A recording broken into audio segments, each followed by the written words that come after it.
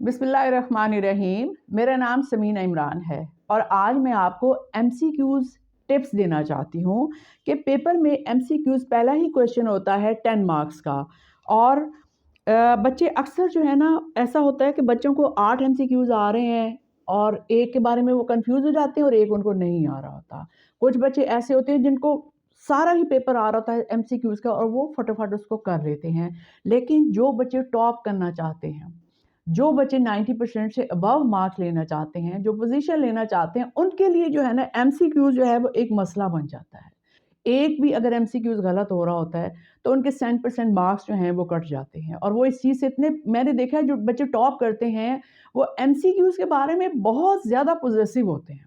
एक, वो चीटिंग भी नहीं करते, ना करवाते हैं। उनको ये होता है कि हमने इतनी मेहनत की है तो हमारे 100% मार्क्स आएँ। तो मैं आज की इस वीडियो में आपको एमसीक्यूज़ के बारे में कुछ टिप्स देना चाहती हूँ। अगर आप उन टिप्स पे अमल करेंगे तो इंशाल्लाह आपका एमसीक्यूज़ वाला जो पेपर है उसमें आपके पूरे मार्क्स आएँगे। एक बात हमेशा याद रखिए कि एमसीक्यूज़ का जो क्वेश्चन करने से पहले की जो टिप्स हैं वो अलग हैं और जब पेपर आपके पास आ गया है और आप उसको देख रहे हैं, उसकी टिप्स जो हैं वो अलग हैं। सबसे पहले तो मैं ये बताना चाहती हूँ कि एमसीक्यूज़ को आप किस तरह सारा सॉल्व करें। ये कोई इतनी मुश्किल बात नहीं है कि आप जो है ना एमसीक्यूज़ के लिए किताबों पे किताबें पढ़ रहे हैं, ऐसे नहीं होता। जो आपकी बुक है, जो आपके सिलेबस में बुक लगी हुई है, सबसे पहली टिप ये है कि आप रीडिंग की आदत डालें। अगर आप अच्छी रीडिंग करते हैं, एक लेसन की रीडिंग करने में आखिर देर कितनी लगती है? Hardly 10 minute. अगर लंबा है तो 15 मिनट लग जाते हैं और ये आपने पेपर से पहले सारी रीडिंग नहीं करनी है। मैं आपको ये कहना चाहती हूँ कि आजकल के जो दिन हैं, इन दिनों में जो भी लेसन आप तैयार कर रहे हैं, मैं क्वेश्चन आंसर की बात नहीं कर रही, मैं एमसीक्यूज़ की बात कर रही हूँ। जो बच्चे रीडिंग करते हैं ना लेसन की, ख़्वाह वो कोई भी सब्जेक्ट हो, जो रीडिंग करते हैं उनके एमसीक्यूज़ कभी गलत नहीं होते, क्योंकि ऐसा नहीं होता कि सारे एमसीक्यूज़ जो हैं वो एक्सरसाइज में से दिए हुए हों या सारे एमसीक्यूज़ की में से दिए हों, ऐसा नहीं होता। हमेशा पेपर बनाने वाला जब भी पेपर बनाता है तो 7 या 8 एमसीक्यूज़ वो एक्सरसाइज या की बुक में से देता है। चाहे वो पेपर 6, 7, 8 का हो, चाहे 4, 5 का हो, चाहे वो 9th, 10th का हो। हमेशा याद रखें कि 2 एमसीक्यूज़ ऐसे दिए जाते हैं जो एक्सरसाइज या की बुक में नहीं होते, वो लेसन में से दिए जाते हैं और वो इसलिए बनाए जाते हैं ताकि जो टॉप करने वाले बच्चे हैं उनका कंपटीशन जो है वो उसमें वो उसको बैलेंस करते हैं कि ये फर्स्ट है तो ये सेकंड है तो ये थर्ड है। तो वो 2 एमसीक्यूज़ जो होते हैं वो ज़्यादातर जो है लेसन में से दिए जाते हैं। तो सबसे पहली टिप तो ये है कि आप अपने लेसन की जो है रीडिंग अच्छे तरीके से करें। ख़ास तौर पे जो उनके अंदर डेट्स हैं उनको आप अच्छे तरीके से है अच्छी खुली आँखों के साथ उनकी आप जो है ना रीडिंग करें ताकि आपको वो याद हो जाए। अगर आपकी रीडिंग की आदत अच्छी है तो दूसरे नंबर पे आ जाती है एक्सरसाइज़। आपने रीडिंग कर ली 2 दफ़ा, फिर जब पेपर आएँगे तो 10-15 दिन पहले जब आप तैयारी कर रहे होंगे तो फिर 1 दफ़ा रीडिंग कर लें, काफ़ी है। देखिए ना, पूरे साल में अगर आप 3 दफ़ा रीडिंग कर लें तो ये कोई इतना मुश्किल तो नहीं है आपके लिए। एक लेसन की पूरे साल में आप 3 दफ़ा रीडिंग करें 10-10 मिनट की तो इतना मुश्किल नहीं है आपके लिए। फिर एक्सरसाइज़ में जो एमसीक्यूज़ हैं, आप उनको 2-3 दफ़ा रिवाइज़ करें, ठीक है? और बुक के ऊपर ही आप टिक करें या सर्कल करें, ज़्यादातर सर्कल किए जाते हैं, ताकि आपकी उसकी प्रैक्टिस हो जाए। उसके बाद की बुक में अक्सर मैंने देखा है, अक्सर जो टीचर्स हैं ना, वो तो पेपर ही की बुक में से ही बना लेते हैं, पूरा-पूरा पेपर उठा लेते हैं, क्वेश्चन इधर-उधर कर देते हैं और वो उसी में से पेपर बना लेते हैं। जो बहुत माहिर उस्ताद होते हैं, वो जो है ऐसी टेक्निक्स यूज़ करते हैं कि वो की या बुक इस तरह नहीं यूज़ करते, वो अपने पेपर बनाते हैं। लेकिन ज़्यादातर जो टीचर्स हैं, वो की बुक में से ही पेपर बना लेते हैं, ख़्वाह कोई भी सब्जेक्ट हो। सिर्फ़ क्वेश्चंस को जो है ना उनको ऊपर-नीचे कर देते हैं या एक आध क्वेश्चन बीच में और ऐड कर देते हैं अपनी आसानी के लिए। आप की बुक के जो हैं एमसीक्यूज़ उनको रिवाइज़ करें, उसके बाद पेपर्स की बुक्स हर जगह मिल रही होती है। आप उसको 1 दफ़ा रिवाइज़ कर लें और ये सारा कुछ करने में कोई इतना ज़्यादा टाइम नहीं लगता। जितने आपके लेसन हैं, ज़्यादातर फाइनल में 6 लेसन्स आ रहे होते हैं, कोई भी सब्जेक्ट हो और फर्स्ट टर्म में जो है वो 4 लेसन आ रहे होते हैं, फिर सेकंड टर्म में फिर 6 लेसन आ रहे होते हैं, फिर थर्ड टर्म में जब पेपर हो रहे होते हैं तो फर्स्ट और सेकंड टर्म में से एक-एक चैप्टर ले लिया जाता है। तो 4 और 5 जो है वो फाइनल टर्म के आ जाते हैं। अगर आप सारा साल रीडिंग भी कर रहे हैं, एक्सरसाइज भी कर रहे हैं, तो रिवीजन तो आपकी हुई भी है ना। आपने फिर लास्ट में सिर्फ 2 दफ़ा ही उसको रिवाइज करना है।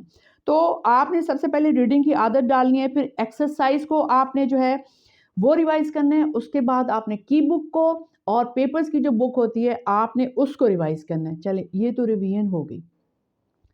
फिर भी ऐसा होता है कि समटाइम्स इस तरह की कंफ्यूजन हो जाती है पेपर में। पेपर आपके पास आया है, आपको 1 या 2 एमसीक्यूज नहीं आ रहे। अब आप अगर तुक्का लगाते हैं, तुक्का भी लगाते हैं बच्चे ज़्यादातर, और वो गलत हो जाता है तो आपको बहुत ज़्यादा अफसोस हो रहा होता है। तो मैं आपको 1-2 साइंटिफिक टिप्स देना चाहती हूँ कि आप उसको ज़हन में रखें और उसके मुताबिक आप फैसला करें। एक, सबसे पहले अपने ज़हन में आप ये जज करें कि इस आंसर का 90% आपका दिमाग क्या कह रहा है कि इसका आंसर क्या बनता है। जो आपका दिमाग कह रहा है ना, उसको आप फॉलो करें, ठीक है? उसके बाद आप ये देखें, इस पेज के ऊपर लिखा हुआ है 6, 20 एंड -6 एंड 30।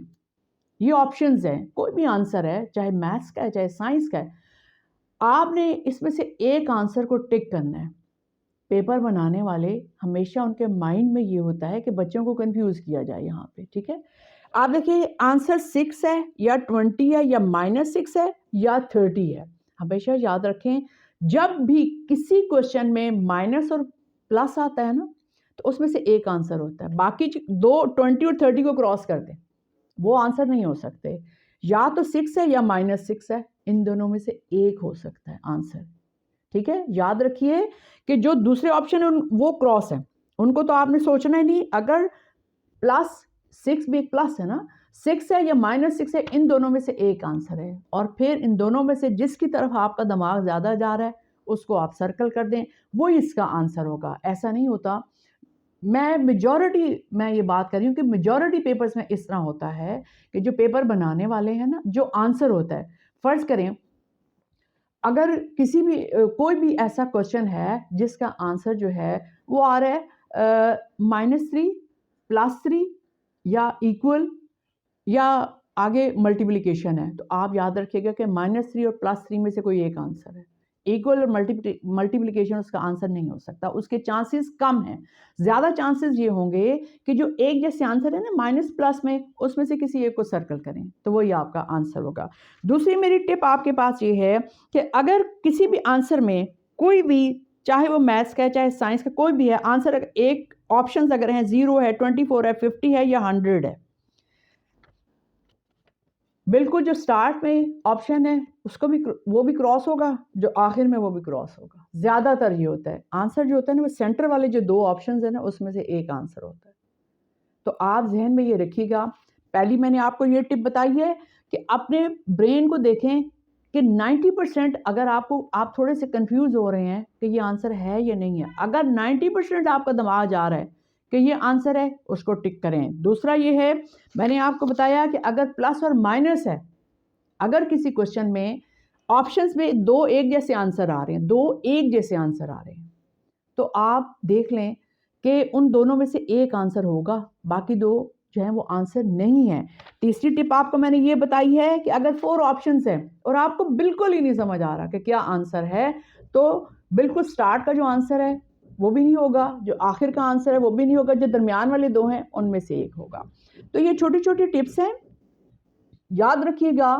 100% मार्क्स लेने के लिए एमसीक्यूज का क्वेश्चन 10 मार्क्स का पूरा ठीक करना बहुत ज़रूरी है, क्योंकि लॉन्ग क्वेश्चन और शॉर्ट क्वेश्चन तो आप याद कर ही लेते हैं। ज़्यादातर बच्चों के जो मार्क्स कट जाते हैं ना, वो 2 या 3 या 1 वो एमसीक्यूज में कटता है, जिसकी वजह से वो जो टॉपर बच्चे हैं ना, वो इतने टेंशन में चले जाते हैं, मैडम सारे क्वेश्चन मेरे ठीक है, एमसीक्यू एक गलत हो गया, और वो टेंशन लेते रहते हैं। उस टेंशन से बचने का तरीका ये है कि रीडिंग करें, एक्सरसाइज को रिवाइज करें और पेपर्स और कीज को रिवाइज करें, और उसके बाद जहन में ये रखें, अगर फिर भी कोई एक आध नहीं आ रहा तो जहन में ये रखें कि इसको मेरा दिमाग नहीं मान रहा और इसको मान रहा है, इसको ज़्यादा मान रहा है, उसको टिक करें।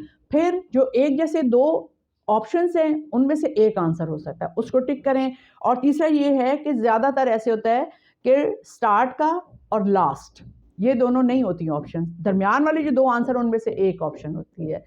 ये टिप्स अपने जहन में ज़रूर रखिएगा, लेकिन याद रखें कि इन दो के ऊपर ज़्यादा अमल नहीं करना। आपने अमल ज़्यादा क्या करना है, रीडिंग करनी है। जो बच्चे रीडिंग करते हैं उनके एमसीक्यूज़ कभी भी गलत नहीं होते। बहुत बहुत शुक्रिया।